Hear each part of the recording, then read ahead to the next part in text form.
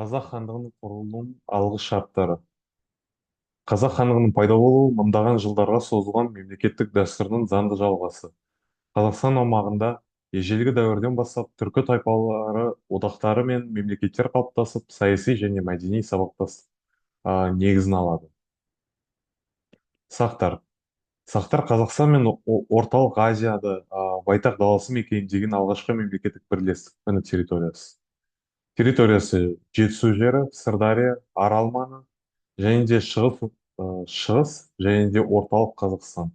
Маңызды оқиғалар біздің заманымыздан бұрын алтыншы ғасырда Томирис патшайымы Кир екінші бастаған парсыларға қарсы жеңісі. Сақтардың әскери ұйымы, билік жүйесі мен мәдениеті кейінгі ғұн және де а, түркі дәстүрлеріне ықпал етті. Келесі ғұндар өмір сүрген мерзімі осы үшінші ғасыр мен бесінші ғасыр арасы. Сақ дәстүрін жалғастырған ғұндар Евразия кеңістігін біріктіріп, күшті империя құрады. Және де территория өздерің көріп тұрғандай, орталық Азиядан Еділге дейін маңызды оқиға Аттила, яғни Еділ а, билік еткен тұста бесінші ғасырда, яғни ғұн мемлекеті Еуропаға дейін ықпалын таратты. Ғұндар көшпелі әскери басқару жүйесін қалыптастырып, кейінгі түркі мемлекеттерінің үлгісіне айналды. Түрік қағанаты өмірі 550 мен 603 арасында ғұндардың саяси мұрасын жалғастырған алғашқы түркі мемлекеті. Территориясы, яғни Алтай тауларынан бастап, Каспий теңізіне дейін. Маңызды оқиға 552 жылы Буман қаған түрік қағанатын құрады, және де бұл кезеңде түркі тайпалардың ортақ тілі, діні және де заңдары қалыптаса бастайды. Батыс түрік қағанаты 603 пен 704 жыл арасында өмір сүрген мемлекет. Түрік қағанаты екіге бөлінген соң Қазақстан жерінде батыс қағанат және де шығыс қағанат екі ұлы мемлекет орнайды. Территориясы Жетісу өңірі мен оңтүстік Қазақстан. Маңызды оқиға Тон Яғбу қаған тұсында 618 бен 630 жыл арасында ел қуатты мемлекетке айналады. Бұл мемлекет арқылы Ұлы Жібек жолының бойындағы қалалар гүлденіп, сауда мен мәдени байланыстар дамиды. Келесі Қарлұқ пен Қарахан мемлекеті. Қарлұқтар түргештерді алмастырып, Жетісуда билік орнатты. Ал кейін олардың негізінде Қарахан мемлекеті құрылды. Территориясы, яғни Шу Талас, Баласағұн және де Тараз өңірлері. Маңызды оқиғалары 10 мен 11 ғасырда Қарахан әулеті ислам дінін қабылдап, түркі әлемінде мәдени өрлеу басталады. Бұл қазақ жерінде рухани және де мәдени тұтастықтың негізін қалады. Келесі Қыпшақ хандығы. Қыпшақтар Дешті Қыпшақ даласында билік жүргізіп, түркі руларының билігін сақтайды, және де территориясы өздерің көргендей ертістен Еділге дейінгі аралық. Маңызды оқиға 11 ғасырда Қыпшақтар Киев Русімен және Хорезммен саяси қатынастар орнатты. Қыпшақ мәдениеті қазақ халқының этникалық құрамына маңызды бөлігіне айналды. Келесі ол бізде Алтын Орда мен Ақ Орда. Территориясы Сырдария, Есіл және де Ертіс пен Еділ аралығы. Моңғол шапқыншылығынан кейін Жошы ұлысы бөлініп Алтын Ордаға құрылды. Ал қазақ жерінде болса Ақ Орда құрылады. Территориясы Сырдария, Ертіс пен Еділ. Және де 14 ғасырда Ақ Орда хандары өз тәуелсіздігін жариялап, орталық билікті нығайтты. Бұл кезеңде қазақ халқының этникалық бірлігі мен саяси дербестігі қалыптасады. Және де келесі ол қазақ хандығының құрылуы және де тарихи территорияның қалыптасуы. Қазақ хандығының құрылуы ол қазақ халқының мыңжылдық этникалық және де саяси дамуының заңды нәтижесі. Бұл процесс 15 ғасырда орталық Азияда күрделі саяси өзгерістер мен билік биліктегі қақтығыстардың жағдайынан жүзеге асты. Хандықтың пайда болуы қазақ халқының дербес этнос және де тәуелсіз саяси күш ретінде тарих сахнасына шығуын білдірді. Және де қазақ хандығының құрылу алғышарттары 14 пен 15 ғасырларда Қазақстан жерінде бірнеше ірі мемлекеттер өмір сүрді. Олар Ақ Орда, Моғолстан, Әбілхайыр хандығы, яғни көшпелі өзбектер мемлекеті және де Ноғай Ордасы. Олардың арасында билікке күрес, ішкі тартыстар мен экономикалық дағдарыс пен рулардың бір бөлігін дербес жол іздеуге итермелейді. Және де сонымен қатар Әбілхайыр хан саясаты көптеген рулар мен сұлтандарды наразылыққа итермеледі. Оның билігі орталықтандырылғандықтан ел ішінде тұрақтылық болмады.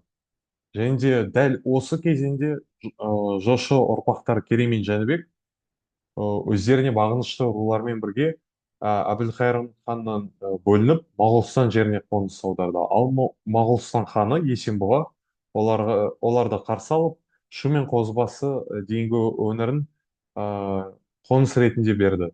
Бұл оқиға, яғни қазақ хандығының құрылуына басты тарихи әсер еткен құбылыс.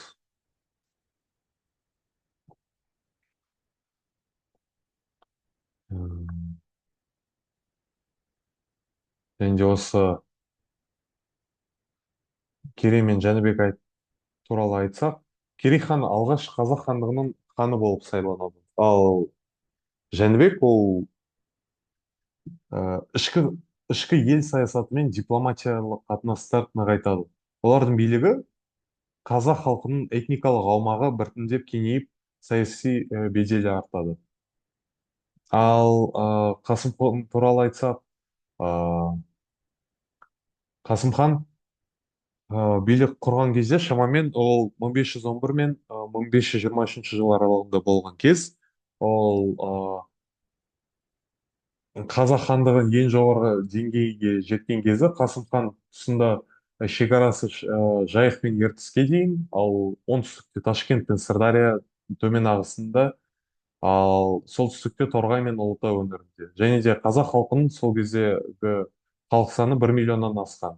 Және де Орта Азиядағы ең қуатты мемлекеттің біріне айналды. А,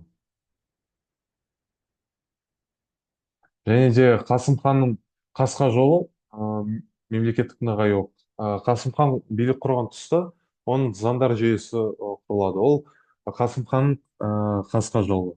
Бұл заңдар қоғамда тәртіпті және де әділеттікті, жер және мүлікті қорғауды қамтамасыз етті. Қазақ хандығының саяси беделі артып, көрші мемлекеттер Ноғай Ордасы, Сібір хандығы және Мәскеу князьдігімен дипломатиялық қатынас орнайды. Осы яғни солтүстікте орналасқан көп мемлекеттер.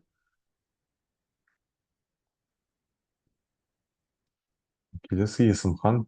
Есім хан билеген кезі 1598 бен 1628 жылдар арасында. Бұл да қазақ хандығының басқару құрылымын жетілдірді. Оның Есім ханның ескі жолы атты заңды жинақтары көп болды. Келесі қазақ мемлекеттігінің қайта жаңғыру кезеңдері. Алаш автономиясының жариялануы және де Қазақ ССР мен Қазақ КСР-ның құрылуы. 20 ғасыр басында қазақ жерінде түрлі саяси өзгерістерге толы болды. Империялық Ресейдің көлеңкесінен шығуы, ұлттық сана мен мемлекеттер идеясының қайта оянуы және де мемлекеттіктің идеяның қайта оянуы осы кезеңді ерекше жасайды.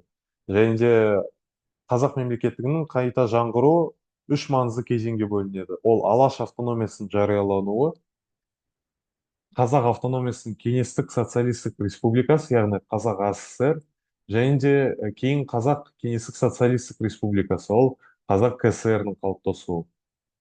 Ол Алаш автономиясына тоқталсақ, 1917 жылдың қазан-қараша айларында Ресей империясындағы февраль және қазан революциясында қазақ зиялылардың ұлттық мәселелерді ашық көтеруге мүмкіндік берді.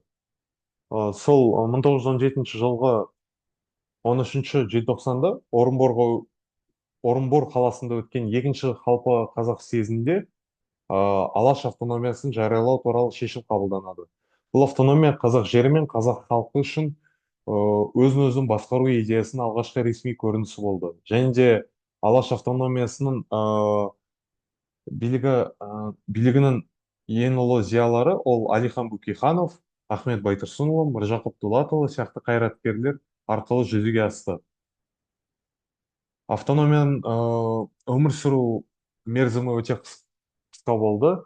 Және де кеңес үкіметінің күшеюімен қазақ жеріндегі саяси ахуал өзгеру нәтижесінде 1920 жылдары бұл статусты жоғалта бастады. Және де алайда алаш кезеңі қазақ мемлекеттерінің жаңғыру маңызды мотивациялық базасы болса да, ол ұлттық бірлестік идеясы болып саналды. Және де мәдениет саласында жаңару болып табылды. Келесі ол бізде қазақ кср-ның құрылуы. 1920 жылдың 26 тамызында қазақтар кеңес одағы құрамында қазақ, бастапқыда қырғыз автономиялық кеңестік социалистік республикасы құрылды. 1925 жылы ол қазақ автономиялық кеңестік социалистік республикасы деп қайталапалса, 36 жылы 5 желтоқсанда қазақ кеңестік социалистік республика мәртебесін алды. Және де осы кезеңде республикада жаңа әлеуметтік экономикалық жүйе енгізілді, өнеркәсіп құрылысы, және де білім беру мен мәдениет саласында кен өзгерістер болды. Және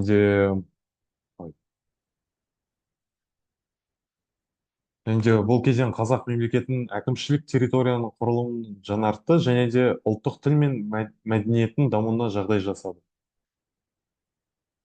Қазақ кср жалпы маңызы алаш автономиясын арқылы қазақ зиялыларының ұлттық мемлекеттік идеясын нақты көрінісін жасап, кейін кеңес кезеңіндегі республикалық құрылымға негіз қалады. Қазақ АССР және де кейін осы Қазақ АССР кеңес федерациясы шеңберімен болғандықтан, қазақ жерінде әкімшілік территориялық дербестікті берді. Бұл кезеңдерде қазақ мемлекеті модернизацияланып, бүгінгі республикаға жол ашты. Және де соңғы ол ксро ыдырауы. Ыдырауы мен Қазақстан тәуелсіздік жариялауы. 20 ғасырдың соңында кеңес одағы ішінде саяси, экономикалық және де қоғамдық жүйелер күрделі дағдарысқа тап болды. Және де орталықтық билік күшін әлсіреуінен ұлттық республикалардың тәуелсіздікке ұмтылуы және де реформалар мақсатымен, орысша айтқанда гласность пен перестройка, ксро-ның құрамындағы іркілістер тудырады. Және де елеуші өзгерістер 80-ші және 90-ші жылдары басталып, оның қорытындысы кеңес одағының құқықтық және саяси түрде тарауы болды. Оның ыдырау кезеңі ол 91 жылдың тамызында Мәскеуде орын алған әскери төңкеріс әрекеті билік жүйесінің орталығын әлсіретті. Осы ортада республикалар өз егемендігін күшейте бастады. Және де Қазақстан 90-шы жылдың 25 қазанында Қазақ КСР-ның мемлекеттік егемендік туралы декларация қабылданған болатын. Қазақстан тәуелсіздігін жариялауы ол 1991 жылдың 16 желтоқсанында тәуелсіздігін жариялайды. Бұл қадам бұрынғы советтік республикалардан бірі болып, тәуелсіз мемлекет мәртебесін заңмен рәсімдеген. Және де ол Қазақ Республикасының мемлекеттік тәуелсіздік туралы конституциялық заңмен бекітілді. Және де бүкіл осы тақырыпты қорытындылай келсек, кеңес одағы ыдырауы жағдайында Қазақстан тәуелсіздігін жариялап, жаңа заманға қадам басты. Бұл қазақ мемлекетінің тарихында ерекше белес. Ел өзіндік басқаруға, сыртқы саясат жүргізуге және де әлемдік қауымдастықта өз орнын анықтауға кірісті. Және де республика осылайша ғасырлар бойы қалыптасқан мемлекеттің дәстүрлі жаңа форматта жалғастырды. Және де Қазақстан тарихында болған осы бүкіл оқиғалар мен үдерістер ол қайдағы бір кездейсоқ зат емес, ол яғни ғасырлар бойы осы күрестің арқасында болған заңдылық деп табылады. Назарларыңызға рахмет, сау болыңыз.